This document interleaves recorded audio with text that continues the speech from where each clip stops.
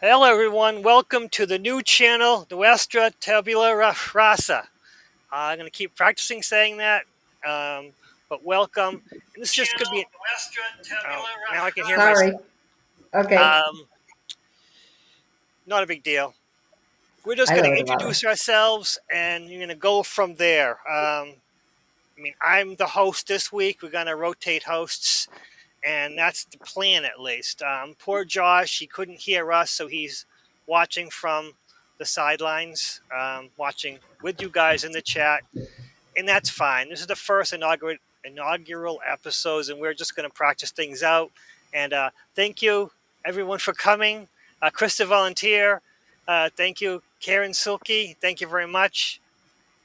Heaney, thank you very much. And Horses Trigger Hope. Oh yeah, and Josh, Mr. Floyd Universe. Thank you all for. Oh, Grace, hello, Grace. Wow, Scotty boy. Wow, we're having a really good turnout for our inaugural episode. Thank you all so much for coming. Yay. Um, Chloe, hello, Chloe. I'm gonna focus on myself right now. Basically, about 5 years ago, I started a channel. I started the channel because I wanted to introduce some of the hikes I do. But it became evident pretty quickly that my hikes were going to get kind of boring because I'd be the same hikes over and over again. So I just started popping in philosophy, talking about spiritual stuff, and just dropping it in here and there, and it worked out pretty well. Sometimes I popped in animals, which when they happen to appear, or train videos, because for some reason train videos gets a lot of views. But I would just hitting here and there and seeing what I get from it. And then, I was friends with Courtney Stars of the Morning Light, and I did some shows from her every week for a year so far. And then, of course, then there's also Milky Way Soul Tribe. That was a channel that was kind of grew out of Milky Way Messengers, and I became a co-host for that. So I guess people like my me co-hosting. I'm not quite sure why, but I keep being invited to places, which is nice. It's always nice to be invited, but try to take control of things. That's a little bit myself. My whole life, I actually have been seeing ghosts since I was a little kid. I grew up in a haunted house, and the weird thing is the house was built shortly after I was born, but the land itself literally there was a graveyard a few hundred feet from the front door. The reason why there was a graveyard, yeah, whatever, cemeteries attached to a church, or vice versa, whatever. There was a place where they buried dead bodies in front of my front house, but the reason why they chose that area because also nearby was Native American people buried. So that area was kind of sacred, and unfortunately, I was born with the ability to see them, and it really freaked my parents out to the point they brought me to church and had me talk to a priest, and then I freaked the priest out, and he asked me not to be back in the church for a few years until I,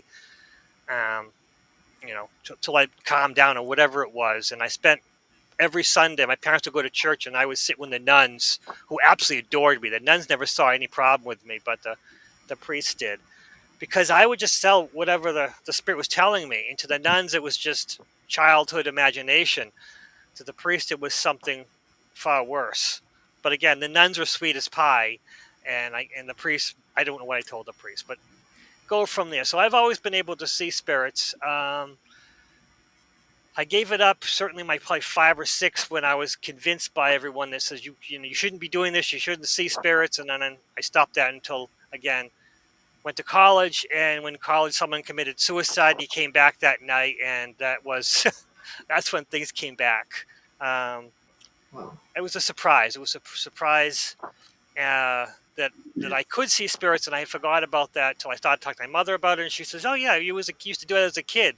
It used to freak us out." And then I started getting comfortable with that and came back into it. So that's a little bit of myself. I said to talk about 5 or 10 minutes about myself. So, Victor, how did you get started in YouTube, and how did you get started in the spiritual journey? Oh, it's a couple different questions there. I got started on YouTube after getting on my journey, and as many will do, I started my journey in 2016, and I started my journey drinking from a fire hose essentially, and I left corporate at the end of 2015 and kind of never looked back because I needed something more than just I had a great job, like a really good job, and it was just not fulfilling me. And then, somebody might say, "Oh, well, you weren't grateful and this and that." Maybe I wasn't. Maybe I wasn't, but it was not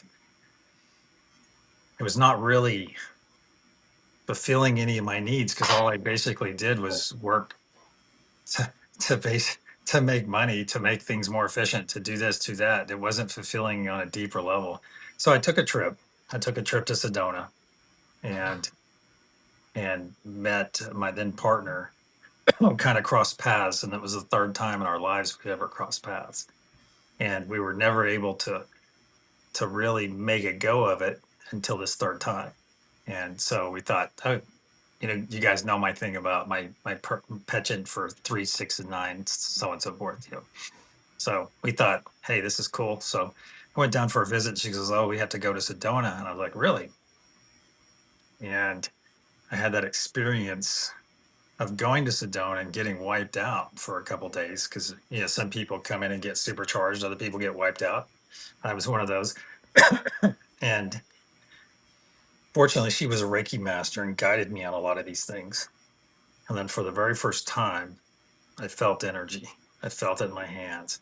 But at that point, and some of you may have heard this before, but I'm going to say it again. At that point, I really had to meditate. I had to really get dialed in. And, I bet everyone here and most of the people in chat, if you've been to Truth Wave at any amount of time, you're just turning it on now, just turning your energy on. I'm pretty sure Millie does it and Trista does it. I don't know about you, Lucky. I think Josh can turn it on instantly. So, but for the very first time, it was life changing. It was March of 2016, and I was there around my birthday and closed my eyes, and I could feel the layers of energy in in the uh, in the room, and absolutely amazing. Changed my life. There we go. Get on that path, and then I started doing experiments with it. Experiments with her. I would say probably the most interesting thing. Oh, I think so too, Nub. Thank you. I think the most interesting thing one day we were both standing in the kitchen and she was walking away from me, and I just put up a big wall. I just put up a big get out of my head, blah blah blah. I said it in my head, and she literally stopped in her tracks, stopped, and then turned around and she goes, "What the hell just happened?" I said nothing. I just put up a wall just to see what, and then I knew this stuff is real, and that's the first step. That's the first thing I always tell people: energy is real, and once you make that connection that energy is real, then it becomes a lot easier to understand. So that's really where my beginning started. But I actually started a couple years later, 2019. I started a fitness channel, and it's actually out there on YouTube. Did it for 9 months. Had some moderate success with it. I did a live workout Monday through Friday, and at 0600 or whatever time it was. I think it was 06. And I had a producer for it and everything. It was fun. So I'd banter with the producer. The producer would take chat messages for me and this and that. I'm not a certified fitness person, but I started. But the thing is, I started asking those questions because I used to be a trader on top of my corporate job, my corporate logistics job. And I used to trade, of all things, I used to trade bad news. I was an options trader. And if you guys know anything about options, uh, calls and puts, that sort of thing. So I was be writing contracts. I wrote contracts for corporate, different kind of contracts, legal contracts. But uh, in when it came to trading, I was pretty good at, and it's so easy to trade bad news. And for like Lehman Brothers, or remember, you guys may not know it up in Canada, but that was a big bank down here in the United States. And when that died, I wrote it all the way down. I wrote it down into the dirt. And the thing is, yeah, I made a bunch of money from it, but I didn't have that. Same reason I left corporate. I didn't have that inner. Hey, I did something great here. All I did was make money, and you have to have a certain amount of greed to be a good trader, and I don't have it, or I had lost it. Put it that way. So I started this fitness show because I started thinking, what can I do to help people? What can I do? well, I'm in pretty good shape. So, hey, yeah, it's the next evolution. And I learned a lot about painting my entire living room in my house with video paint, which is very expensive, by the way.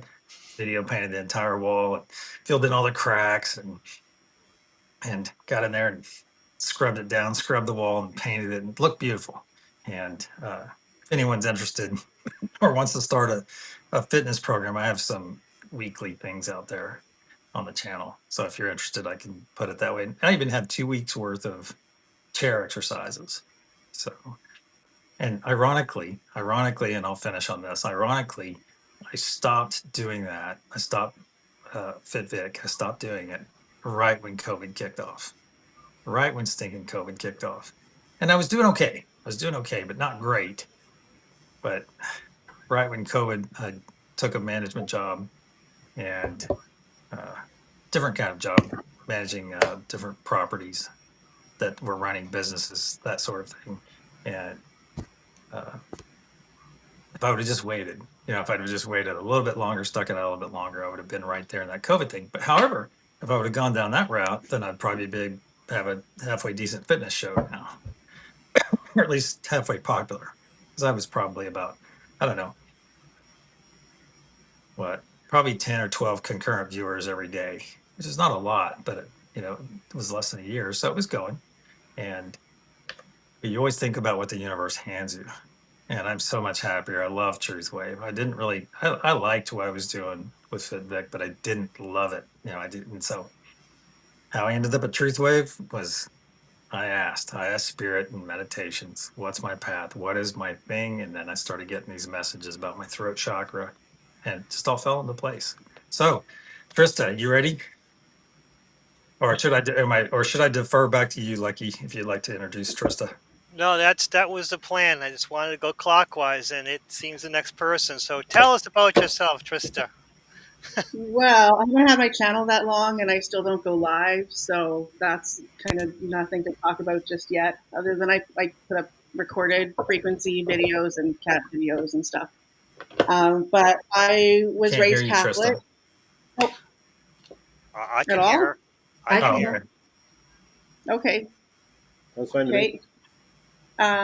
So yeah, I was raised Catholic, and luckily by pretty understanding parents. Like, they weren't overly pushy with it or anything.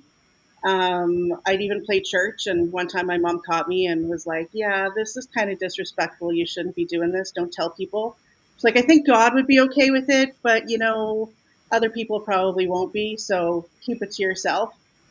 But then I wondered, like, why? Well, because, you're a woman and women can't be priests. And I was like, well, why? Like, why can't we practice our own religion, right? So that was kind of a little breakthrough piece for me. My older sister was definitely helpful in introducing me to things like crystals. She taught me about astral projection when I was like 10 or 11 years old. I was better at it then than I am now, that's for sure. I had tarot cards at 12. And again, my mom knew. She didn't, steer me away from it or anything. So that's nice. I was introduced to Reiki in 98. It was actually a lady who, I was working at Walmart at the time, and a lady was coming through my till. And as I'm ringing her through, there was a hush across the whole front of the store. And that doesn't happen. It's Walmart. But there was no voices, no change rattling, no bags, no noise at all. And I went, ooh, a hush falls over Walmart. And she goes, oh, a shift in the energy. And then it just got us talking. And eventually she's like, let's go for lunch. So we ended up going for lunch, and she's the one who was like, you're a healer. You're definitely a healer. You should take a Reiki course. So I did shortly after that. So that was kind of that first step in that direction. I waited about, because I had only really intended on using it on myself and, my animals and friends and stuff. So I didn't intend on going any further than my first level. And then 10 years later, when I had moved to Edmonton, one of the girls that I worked with, she was a Reiki master. And she's like, well, do you want to learn it? Like, you can do distance and, all this other cool stuff. And I was like, okay. So she taught me my second level 10 years after the fact. And then 10 years after that, I started joking, oh, well, maybe my master level is going to fall in my lap now. And then a lady walked into where I was working with a poster and said, "Hey, can I hang this on your community board?" And it was really reasonably priced, and she had a really nice energy. So yeah, that's how I ended up getting my last level or my third level. And I'm really glad that I did it the way I did, because I think that a lot of people will get like, at least level 1 and 2 together, or 1, 2, and 3 together. And I really value that time between, because it gave me a chance to really get to know the energy. And then when I got, bumped up to the next level, it was like, oh, this feels different now. And that's something that I would have never noticed if, I had got it all at once. And I think that was definitely valuable. And then I discovered tuning forks. There was a lady customer who I went to see, and she's like, "I heal healers, so you should come see me." And I was like, "Okay." So went in there, and I limped in because my feet, I have on and off really terrible foot pain. It's been really good lately though. But it's not like she rubbed my feet or anything like that. She touched the fork to it, and did the everything that she does, and very formulaic. But when I walked out, I felt like I was walking on clouds. And that was amazing. And I was like, okay, there's something to this. I think I want to know more.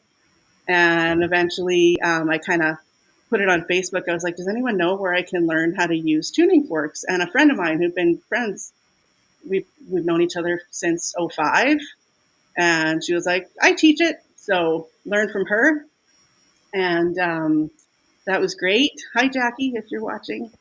Yeah, so learned her methodology, and I'm more kind of fly by the seat of my pants though. So while I still kind of use some of what she taught me, I use a lot more as well, and a lot of just kind of what feels right at the time. So that's kind of what I do there with tuning forks. And then in 2000, um, I discovered Wicca. So a friend of mine had brought over a bunch of books, and they were just sitting there, and I looked outside, and it was so beautiful.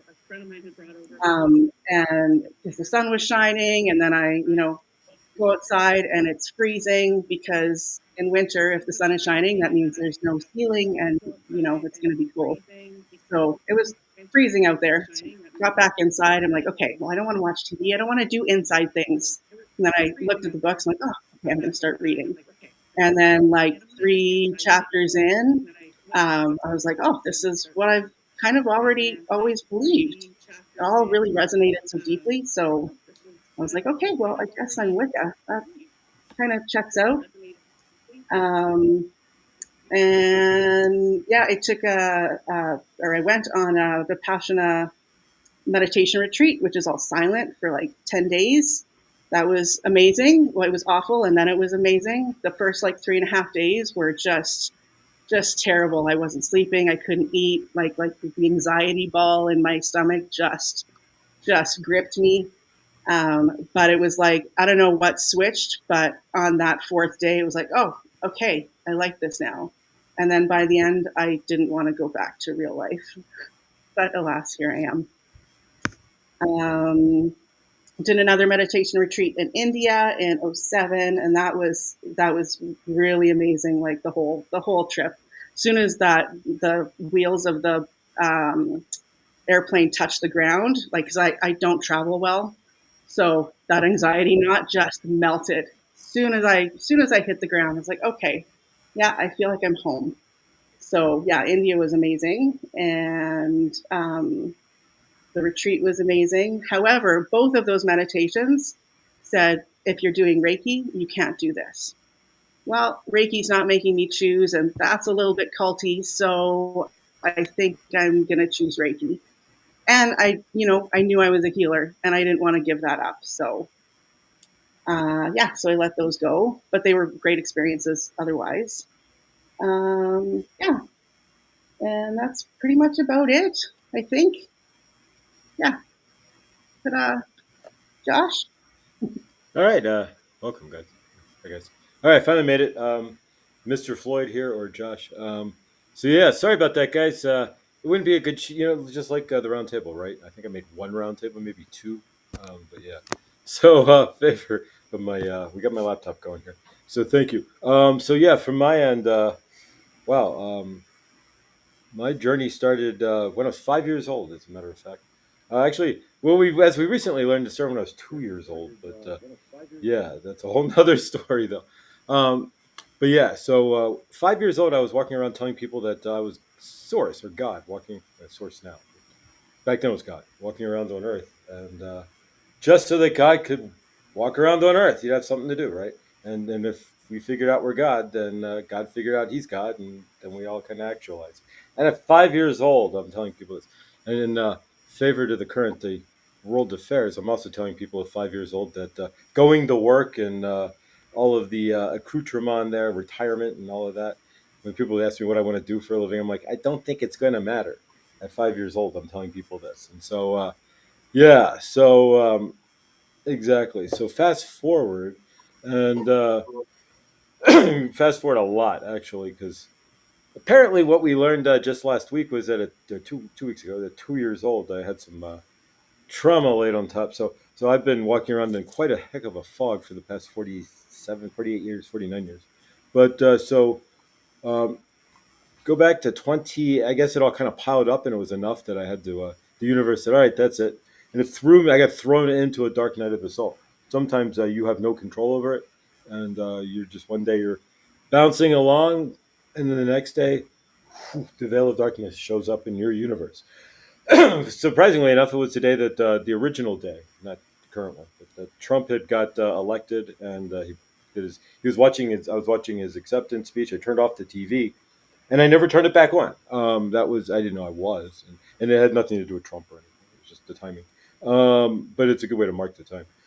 So I fell into a dark night of the soul that night, literally. And Time by was it by Alan Parsons Project. Kept playing over like those time flowing like a river, and it was like that was like the theme of my like awakening. It just kept playing over. I play it and I sit there and I cry, and I had no idea why. I started intermittent fasting, and then everybody disappeared from my universe, and nobody's reappeared kind of yet. Um, but everybody disappeared from my universe, and it was literally 7 years, in a lot of ways, of just crying every night. Eventually, I ended up moving to Colorado, and then I didn't know anybody. But sometimes you got to go where you're not to clear what you have. And so yeah, so it's been a journey. A lot, 7 years of alone in my universe. 6 years of it pretty much alone and crying and whatnot. No work or working or begging off of the family, but we don't have control when the dark night of the soul hits. None of us have control over that. It's from my end, it was yeah. And then just like that, it was 2 years ago, to a year and a half, almost 2 years ago. I got the hit to do I mean, if you want to call my wake up, it would be like the YouTube wake up, where we start watching YouTube and talk goes through YouTube, and you ground into the YouTube channels, and so it's a natural fit to make a YouTube channel at some point. And so I turned my Mr. Floyd and Mr. Floyd's channelings at first, but first it was just Mr. Floyd's or the Journey to Oz. Actually, I set up a separate channel. Believe this, and it doesn't exist anymore. But I set up called the Journey to Ah. Like I was going to create some sort of how you find Ah, but but I didn't know what Ah was when I was trying to set that up. But anyways, so I ended up using this channel and just started putting out videos, and then literally one day, year and change ago at this point, I saw a hawk on a wire, and so I knew it meant something. And the next day, is my first channeling came out, and you know, so I'm channeling Archangel Raphael and Saint Germain as like a combo, and yeah, so that turned into Good Dawning, which turned into what you see which you'll see tomorrow at 7 or 6 o'clock in the 6 a.m. in the 8 a.m. East Coast. And so from mine, it's all been a journey to peel away trauma and lots of it. So I've had I couldn't figure out my pattern, so I had a past life regression session. Realized my core trauma was abandonment. And most of my life, I've just been watching these patterns go over and over and over again. A lot of just empty patterns, a lot of the same people showing up, just different faces and whatnot. And so I realized through my dark night that I can hit a wall, and so I had to have a past life. So eventually, I like to learn past life regression sessions. But that's But so I had one, and it really saved my universe. That and finding out 2 weeks ago that at 2 years old I had some trauma laid on me from a babysitter. We don't have to go any further than that. But what's weird is when you realize that um, at this stage, when you've worked through all the trauma otherwise, or at least what you know, and cleared as much as you can. You never clear all the trauma, but as much as you can. I started getting panic attacks. I started getting anxiety attacks, and I was like, "What the hell's going on?" And so I realized, um, and this is gonna sound weird because you guys know my channel. In conversation with my mother, that that I was abused when I was 2.5 by a babysitter. My mother had gone to the hospital for Crohn's disease for 6 weeks, and I didn't even know she was gone to the hospital. My dad didn't tell me anything, and so hold that trauma. And then I got abused by the babysitter every day for 6 hours straight, 6 to 8 hours straight, all the 6 weeks, and so all of that piling in. So recently releasing that we're in a whole new universe now. So from my end, it's now about creating from a space without trauma, so to speak, or at least less trauma. You don't realize sometimes what you have sitting in your frame until it's sitting, till it makes itself known. And so from my end, so a little bit more about myself. I've been in the Army. I was an air traffic controller in the United States Army in Fort Drum, New York. Just like Victor was in the military, and I was a. It's been a year, 2001. So I've always been that weird guy, the alternative guy, the guy going to rainbow gatherings, if you know what they are. And it's not a gig. It's a the Warriors of the Rainbow of the Light from the Hopi prophecy.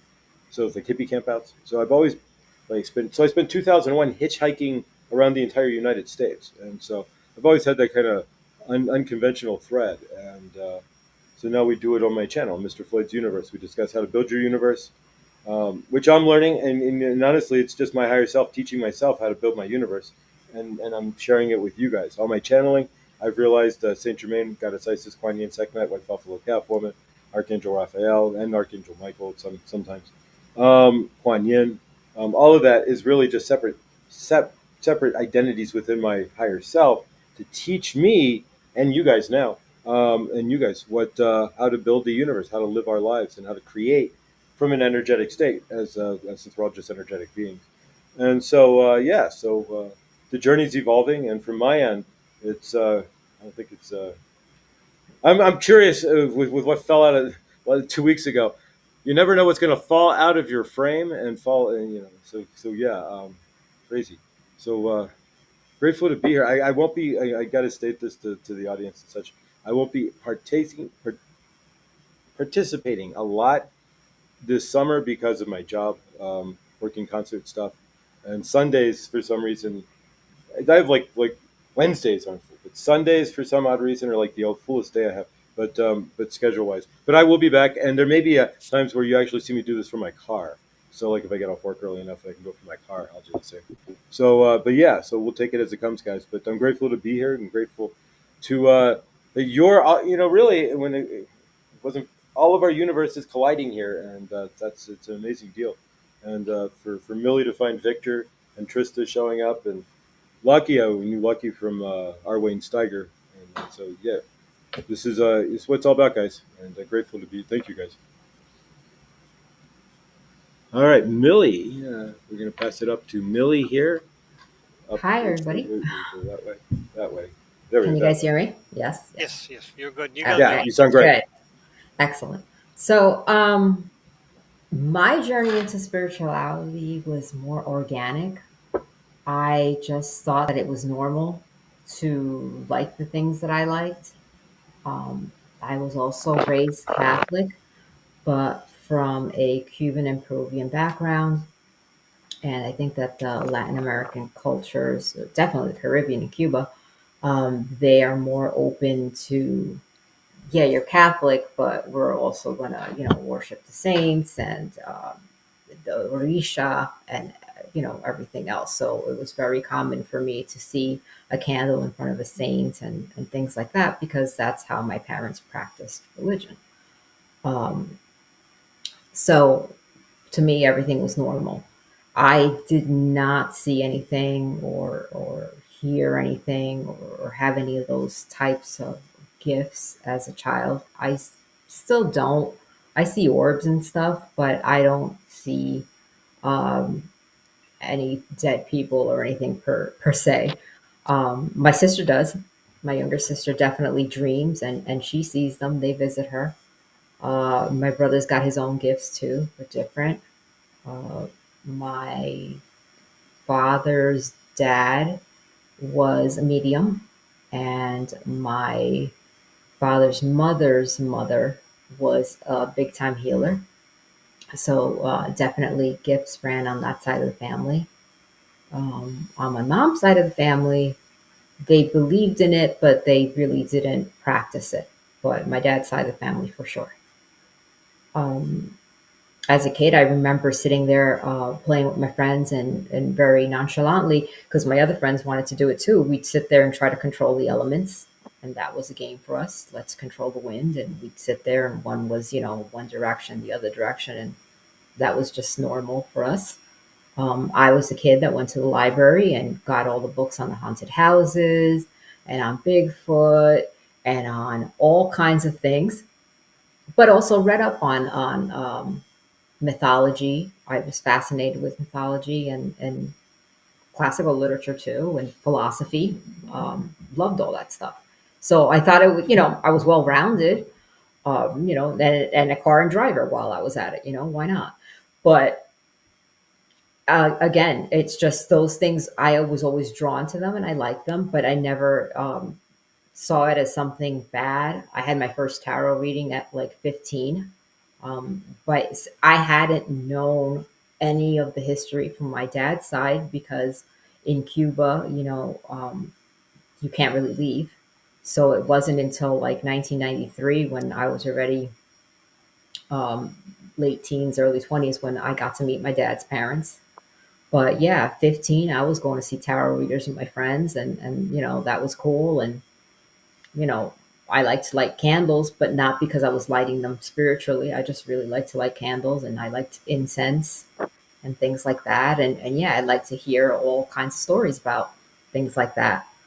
Um, then when I met my grandparents, I realized that it was something that they did, and it was in the family. But again, I was like, oh, I wish I had a gift, but I didn't. Um, then in my 20s, I was very involved in. I went to college. I didn't go to college right away after high school. I did, but I didn't do well. So I went into the corporate world, and then I went into. I went to college. I went to a Catholic college. I sent myself to a Franciscan college, and I was always very drawn to saints, and that's how it started first. And angels. I was very drawn to angels. Um, Oh, also in my teens, I remember having out of body experiences and astral projecting, and I was very active in the astral world. I remember flying and doing all kinds of things, but again, I thought it was normal. I also experienced a lot of sleep paralysis in those years up until my 20s. And then when I got out of school, I continued working corporate, but I wasn't ever satisfied. I always knew that there was like some bigger calling. I was always saying, I'm here on a mission. What's my mission? I don't know. But there's something more. And at the time I was doing project management and office management, and I was like, I don't know. I don't yeah, I do the projects and they were fun and exciting, but I just knew that that wasn't really my calling. Office management, yeah, okay, your copier's broken. I'll get you a new copy or whatever. But I did at that age already start working with the interns and with children. And I think that looking back now, um, having fast forward coached children for many years, I was a religious studies aide for like 13 years. I've done many things where I'm with children.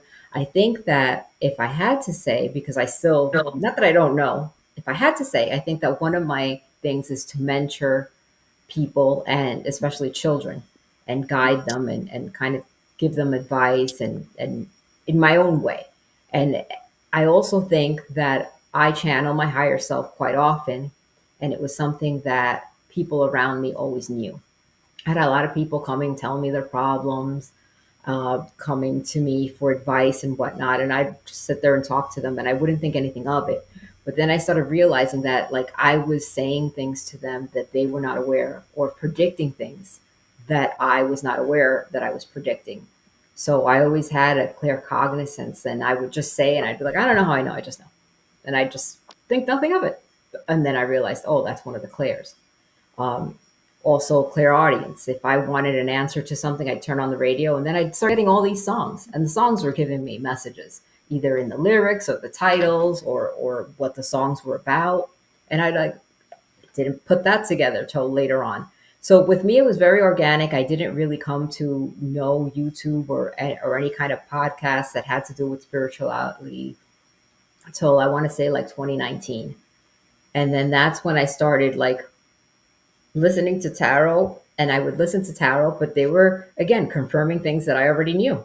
And it was like, oh yeah, oh yeah. So it wasn't ever like they were telling me anything new. That's not to say that I didn't hear different things or maybe like I got a backstory out of it, but there was a lot of knowing. And it was only then that I started realizing, and as more people um, came and left my life, and I'd always see this common thread where I was constantly giving people advice, and then things were they were like, how'd you know that? I was like, I started then putting two and two together. um, Eventually I had left the corporate world after my second daughter. I got very sick, and I think it was because spirit literally sat me on my butt and said, okay, this, you're not going to continue doing this, because I had by that time graduated college and I kept saying, oh, what am I going to do with my life? And I didn't really know what my direction was going to be. So I got sick with leukemia, and it was an acute leukemia. Everything was very quick, and my life literally changed within. But I went into the hospital and never came out the same person. And it was a very aggressive therapy protocol that they did with me, and my life changed completely from one day to another. So I think that that was part of spirit saying, "All right, this is your tower, and now you're going to figure it out." So that was in 2010. It's been years now, and I've slowly but surely, without knowing, hey, am I the traumas, all this? I didn't know any of that. I was just like, yeah, all right, yeah. So, but looking back, I see, oh, that was a death and a rebirth. Oh, that was a death and a rebirth. And I was having a heart attack back in 2020 when I started learning that you go to multiple deaths and rebirths, not realizing that I had already done that. That's what I do. I've done a ton of them already. So I couldn't tell you where I am or how I ended up here or necessarily what I'm doing all the time, but I just know that I'm right where I'm supposed to be because I always knew I had a mission. And I still couldn't tell you exactly what that mission is, but I'm here for a purpose. I knew I was here for a purpose. I've always believed in reincarnation. Since I was a child, I would talk about it. There's a lot of things that I would talk about. Also, since I was a child, I can't remember them all, but I feel comfortable in this arena. And I think eventually, when everything really kicks in, then I'm going to be like, oh, that was no surprise. So here I am. Wow, that that's a lot. Wow, you you got and recovered from leukemia. In 30 days, 37 Oh, days. that is Everything with me is very fast. wow. That is something to. Wow, that I've never heard of something like that. That is astonishing. That's miracle. Oh, okay. Wow. Well, that's my name. My name is Milagros. My name literally means miracles. And I Wow. always say I'm here to live Wow. up to my name. Mm. So, yeah. Yeah, that's a lot. Wow, that you brought a lot to the table with this. Wow. Victor, Yes. you put up a shield. I'm remembering what everyone said. I'm going to, but can you? Have you ever used that to read people? Can you get energies and read other people's energies? I do something that I call gleaming, and I don't do it intentionally. I can meet anyone, and I get like this snapshot of them right when I meet them. I get a snapshot, and I don't do it intentionally. It's just something I know there's people in our community that do it as well. And it is, I can feel energy. Sometimes I can feel it before the person even, like if I'm sitting in a restaurant, sometimes I'll feel it before they even come in. if it's just like really bad, heavy energy. Because I was sitting in a restaurant in Sedona, of course, a different time, same partner at the time, and I was sitting there, and I was like, "You feel that guy over there hating on us over across the room?" Of course, we were sitting there all kissy face and freaking great vibe going on, and then she goes, "Yeah, I was just about to say something," and so we just kept doing our thing, and eventually got his food to go after ordering it, and it was a really interesting experience. But yeah, to answer your question, yes, yeah, I can feel it. So you can feel the people's energies. And can you block your energy from other people, or can you use? Oh, most definitely, most definitely. But but I used to do that, but now with Truth Wave, I just let it go, man. Now I just I don't bother blocking my energy. I don't try not to be intrusive to people, but I also don't block other people's energy because I think it's a great destination for all of us because that's really open. Because a lot of people say, "Oh, well, you need to put up protection and this and that." I think, I think this is a evolution. I don't want to walk around putting up protection all the time. I just want to exude and do my thing. You follow me? So some people are Yeah. like, "Oh, you got to put up all these protections." I think as we are evolving, because our planet, we are getting stronger. At least in our community, we're getting a lot stronger. And I think as time goes by, you don't have to do as much of the step by step by step by step. And some people, and if you're still doing it out there, that is fine. You do what works for you. But I find that it's not exactly necessary because I think everything is kind of getting simpler.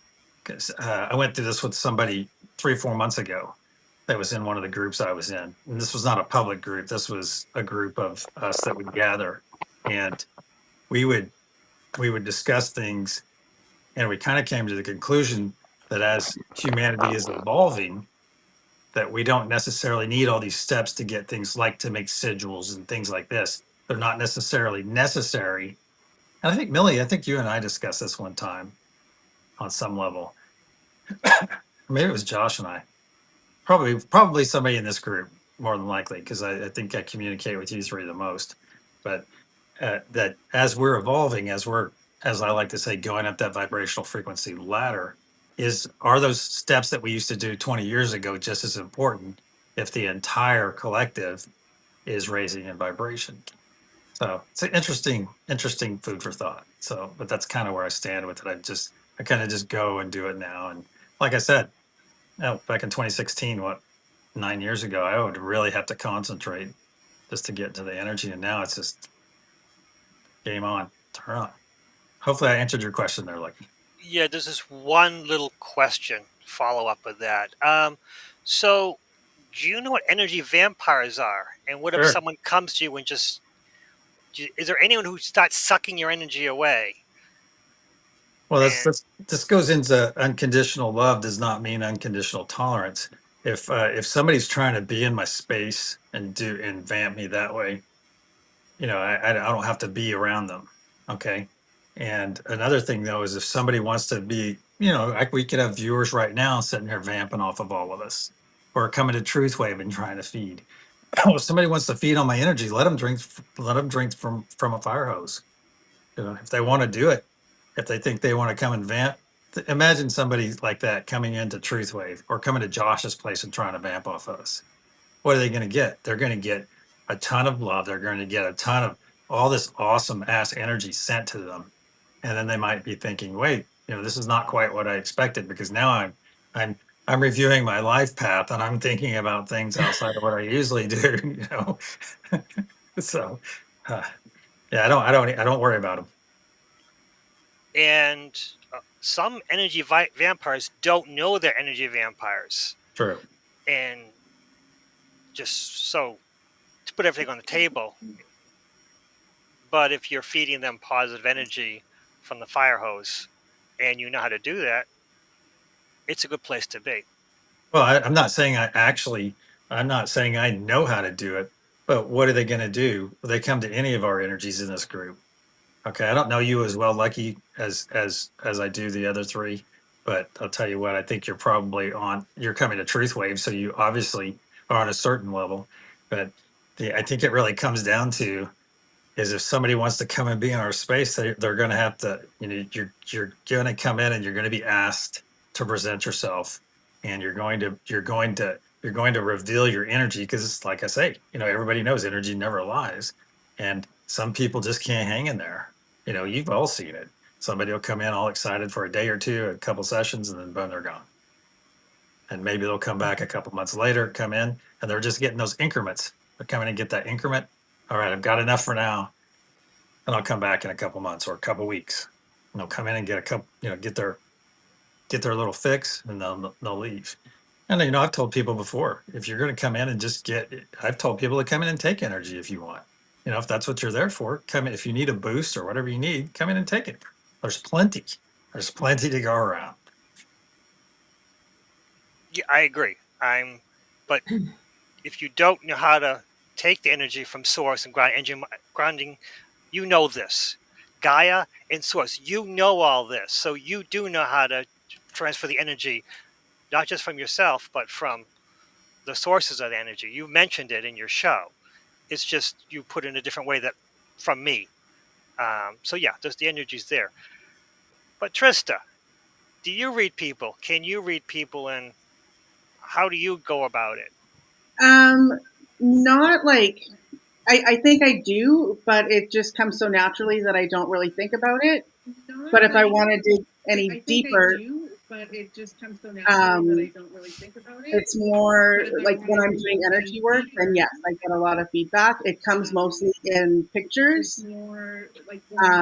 Like I'll see colors or images that I kind of translate as if they were a dream. Like, what would this symbol mean if it was a dream? And then I can kind of figure things out that's going on for them, like during a session.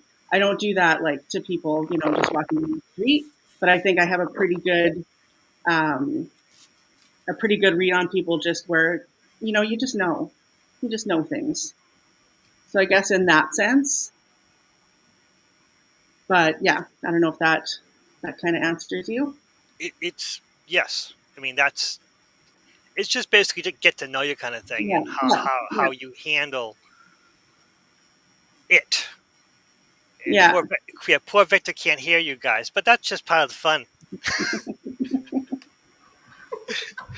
Uh, so Josh, Yes. can you read people, and how do you handle that? Can I read people? It's kind of shifting in me right now because I was reading through a lens that I didn't realize I had with all that trauma for 49 years. So yeah, I kind of when I look at people, when I see people, it's more about the aura, the energy field, and their vibrational. Um, and so in that aspect, but I'm kind of in a new space, so I'm kind of relearning a lot of how to read people because I didn't realize for so long that I had such a heavy filter over everything I was generally doing. Um, but what I've noticed since the revelation a few weeks ago is that I'm seeing auras on people. I've seen them before, but I'd have to stand there and stare. But now I just like see people walk by, and it's like, oh, it's like an energy trail just moving behind them. And I don't see colors, but I see the energy feel like looking off a radiator, the heat off a radiator. Um, so from my end, I'm still kind of relearning how to do that. But what I did do in the past was feel into the vibration of them and go from there. And then, obviously, if you converse with somebody, if you're anywhere you should be able to pick up something within a couple of seconds if you're conversing with somebody in their vibration. But for myself, now it's coming in. I'm looking at their auric field, and I'm trying to learn how to interpret from seeing an auric field and seeing them as an energetic state versus seeing them just as a solid mass human, the body. So yeah, so I can, but like I say, there's a lot of shifting going on in my world right now in regards to that, since there's all this trauma that's falling away. Yeah. So I see Trista's cat. It's just it's adorable. Millie, I think you've gone into this, but how do you handle when? Because I believe you really Do you feel people's energies, and how do you deal with that? I can feel energy in a room when I walk in, and I can feel energy in people, but it's subtle. I don't know how it, like, I couldn't tell you what their aura is or anything like that, but I just pick up on them, or I hear something in my head, like a voice, a word, something will tell me, oh, they're depressed, or you should go talk to that person, or uh, ask them what's the matter, or say this to them. So there'll be times when I'll just be like, "Hey, what's a great idea?" And I'll just say something random, and they'll be like, "Oh, okay," So it's like, like I was there to contact that person, something like that. But I don't necessarily always feel energy. And sometimes I used to say, "Oh my God, Millie, why are you so bad at picking people, man? You pick some winners, people that betray you, people that do this and that." But I think I was supposed to meet them. It was part of it. It was a lesson for me.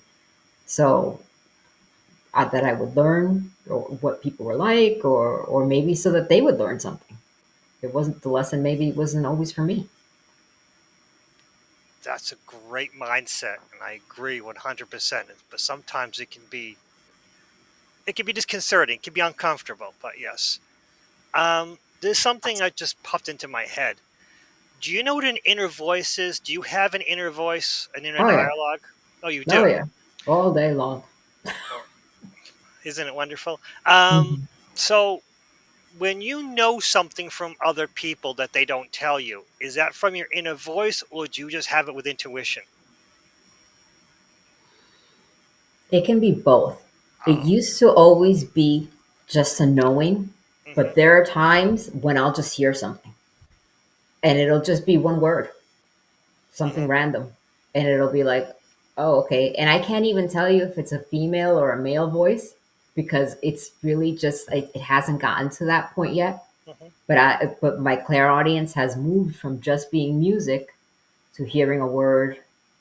Sometimes I see colors and stuff, but basically it's words.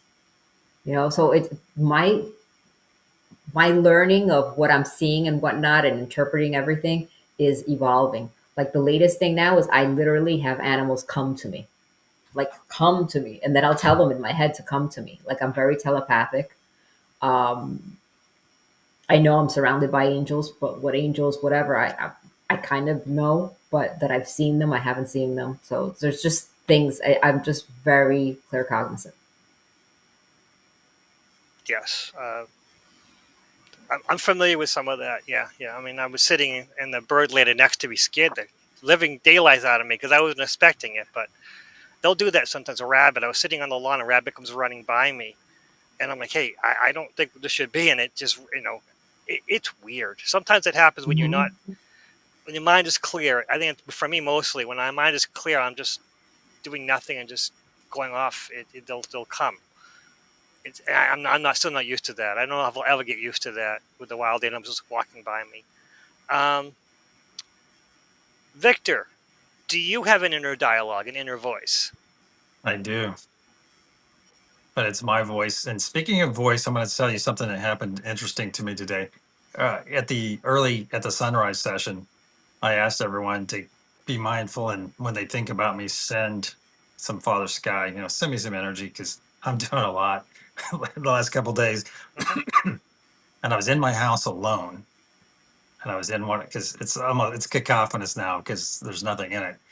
And I was in the third bedroom, and I was like doing something, and I heard around 11 o'clock my time, so that would have been, you can extrapolate each way. I knew somebody. It was so odd, and it actually, oddly enough, it sounded like Josh, like clearing his throat. hmm And I walk out of the room real quick and look left, look right. Nothing. No one's even close to me. Everyone else is outside. And I thought, okay, I haven't had that happen to me in a long time. So, but yes, I do have an internal dialogue. And does my intuition work that way? I don't know. I don't have the answer. It's just I know things. You just get it, and you don't really even question it. You just kind of get this because some people talk to their guides, and their guides are very active. I did an energetic handshake with a gal last year, a Canadian actually, and I said, "Hey, okay, what symbol am I sending to you? You know, this is the predecessor of what we do in Mhm. our practice." And Mhm. I'm sitting here drawing this I'm drawing it right out in front of me, just like Mhm. I'm doing now. And she goes, "Okay, my guides are saying it's the peak of a mountain. No, no, oh no, they're saying it's a triangle." I was like, I got a little bit of, I was like, yes, but that was the third time. The third handshake that I had like that where somebody got it. But she's like, my guides are telling me my guides. So I'm Mhm. like, I don't get it. I don't get it like that. I've got to like ask my guide something. And then, of course, then I'll get an answer. But it's not like they're sitting there in my ear the whole time. Yeah. Like Trista, do you have an inner dialogue? Oh, definitely, it doesn't shut up. I don't know if I get um, messages that way necessarily. I have. Oh, It's not definitely, it the doesn't shut up. norm. I don't Um, know if I get it's interesting because, like messages Millie that talked way about necessarily. clairaudience I being have. like coming to you in songs and stuff like that. I definitely get that. I've never thought of it as clairaudience before. I've always kind of thought of it as just synchronicity. Like I'll ask a question and then find an answer. Like you know, hear it in a song or see it on a billboard or whatever kind of thing. Um, but yeah, inner dialogue. There was one time when I was doing Reiki, and it was long distance, complete stranger, didn't even have a picture of them, but I got a full sentence, and it was kind of a disturbing sentence. And I'm like, do I want to tell them that I heard this? And I thought, well, you kind of almost have to have that disclosure kind of agreement with yourself, right? So I was like, okay, well, I guess I'll have to tell them. And I did, and it resonated with her, and she said that, yeah, no, that totally makes sense, and it didn't make sense to me, and it was a little morbid, so I don't want to like say it, but she knew what I was talking about, and that was really weird. Um, but yeah, lots of inner dialogue. Yep. Yeah, I can understand that. Yeah. And I don't Josh, I don't understand people who don't have inner dialogue. That to me just sounds lonely. that, Anyway, I'm done. yeah, yeah, that's a longer subject, and we don't need to touch that right now. Maybe another future episode. Josh, I know you have an inner dialogue because that's the voices of your mediums or your. Uh, so, do they have different voices in your head? They do, but they don't really come through my head anymore. Honestly, Oh wow. they do if I want to channel them, but I don't generally otherwise hear them anymore. Huh. I've I've been shuffled into grounding into myself since, especially since my trauma dump, my realization. Um, they're there. Indeed, I mean, my angels are there. Saint Germain's there, and all of that. I still see purple and stuff. But what they're teaching me is that because I never grounded in myself, I was from age 2. I was shot off into every no distrust, and I'm basically a 2-year-old in a lot of ways, and that's an honest truth. And so, right, I kind of I boxed everybody out from age 2 till now, and and you guys, this channel is me unboxing myself, and so my inner dialogue is shifting to rely more on myself as the trauma falls away. I'm not needing to step into Archangel Raphael and call upon it because I can feel it in my heart chakra, which is opening up because it's been so blocked. I mean, horrifically blocked. So I was to everybody, and especially myself. And so as that blockage goes away, I'm relearning because before it was based off of extraordinary trauma that I didn't know I even had my inner dialogue in a lot of ways. And so now that all that's falling away, what I'm learning is that to trust in myself, to listen to my heart as my inner dialogue, and to follow my highest, what the highest vibration really. Um, because everything before I knew what was going on in my universe, everything had this heavy veil about it, even in my inner dialogue. So I'm really kind of it's just kind of like going through a second awakening, like relearning everything that I learned without the trauma, that heavy veil of trauma on top of it. Because once I recognize for myself, and this can go for generally anybody, once you start learn how to heal trauma, and then you recognize this grand trauma that you don't have to, there's no more heal, I don't have to heal it per se, I just look for the patterns, so that now I'm working inside myself to look for those patterns that were all trauma related. And some of those patterns, yeah, you get it, trauma related patterns aren't always the best thing. And so a lot of soothing stuff that I used that's now got to clear. And so that internal dialogue is picking up like, no, we don't need to do that anymore because there's no trauma involved. It was a trauma reaction, but there's no, I'm not reacting to it anymore. I'm accepting of the trauma. But it clears a lot of stuff because my internal dialogue was kind of like this, honestly, anyways, because I didn't realize that I had that trauma in there. So there was karmic stuff I would say to myself, even up till like 2 weeks ago. So yeah, it could come, really that best question is best asked. Come back in like 4 months and 6 months and see how all this plays out and what my how I now am operating, because it's all kind of tossed up in the air right now.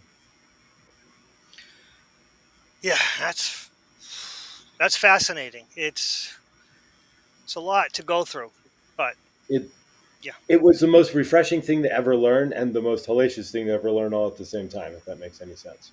Hmm. Because it's refreshing in that the body's been trying. I was having panic attacks the week before. I had a panic attack like I've never had before in a restaurant, and I didn't realize why. And now knowing that it was the trauma trying to come out, and then recognizing it, telling my inner child, "Okay, I see it now. I see what you've been trying to show me for 48 years." Thud. It's like the way to like it's like dropping an anvil off my out of my frame, so to speak. If that makes any sense. Yes, very interesting. Yeah. Okay, the chat. Thank you so much for everyone for coming. I don't have everyone's names, but I mean, I see Horses Trigger Hope and Krista Volunteer and Karen Suki, and I saw Cleo and Scotty Boy. Thank you so much. I appreciate you all coming. I appreciate you all being here in the inaugural episode of Nuestra Tabula Rasa. I'm never going to get it right. I'm going to keep trying, though. I'm going to get it right someday, but I'm going to need to You're fine. practice. So does anyone have anything else to sum this up? Because we're just introducing ourselves. It's just a loose and goose, and we'll plan for something for next week. Stay tuned, everyone, for next week's episode. I would like to add, Lucky, that we will have a stub out there next time on YouTube, and probably a nice thumbnail, and probably our topic listed for the what we're going to discuss next time, and we should have that up at least probably like Wednesday Hmm. or so, because we need to choose our topic still, because we're Yep. still working on that. But we have a bunch of wonderful oh my gosh, we have some Oh, wonderful yeah. topics on the table. Hmm. Hmm. And it's going to be a fascinating summer and a fascinating year. This is gonna be a fascinating show when each a little different, and we're gonna shine in different ways, and that's the idea, I believe, of this show, just for us to shine in our own ways. So thank you all for coming. Go out there and spread the love whenever you can, and don't be run over, but you can still share as much love as possible. Good night, Thank everybody. you. Good night. So, See you in the love you all. Dunning. Right.